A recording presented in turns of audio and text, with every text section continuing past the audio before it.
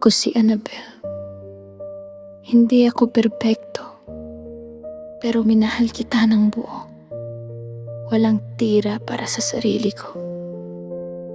Ikaw si Lloyd, ang lalaking pinili kong intindihin. Kahit ako nang nauubos, kahit paulit-ulit ako nagpapatawad, kahit minsan ako na lang ang lumalaban. Kasama natin lagi si Chris. Kaibigan mo raw. Kaibigan ko na rin. Akala ko. Hindi ko alam. Habang hawak ko ang kamay mo, may ibang kamay ka na palang hinahawakan. Habang buo ang tiwala ko, unti-unti niyo pala akong iniiwan. Hindi mo ako iniwan dahil kulang ako. Iniwan mo ako dahil mas pinili mo ang mas madali kaysa ang manatili at lumaban. Mas masakit pala kapag ang ipinalit sa'yo ay taong tinuring mong pamilya, dalawang taong pinagkatiwalaan, dalawang sabay na nanakit. Sa bawat ngiti ni Chris noon, may tinatago palang lihim. Sa bawat kumusta, may kasinungalingang kasama. Tinatanong ko ang sarili ko gabi-gabi. Ano bang kulang sa akin? Bakit ako ang iniiwan? Pero dumating ang araw na naintindihan ko, hindi lahat ng iniwan ay talunan. Minsan, ikaw pa ang nailigtas. Ngayon, hindi ko na hinihiling na bumalik ka.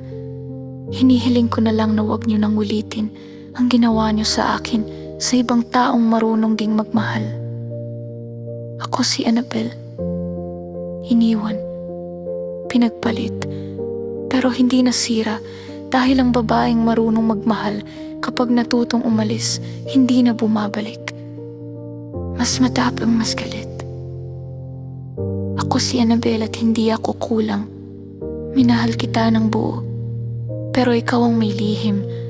Ikaw ang may kasinungalingan. Kasama natin si Chris. Kaibigan mo raw.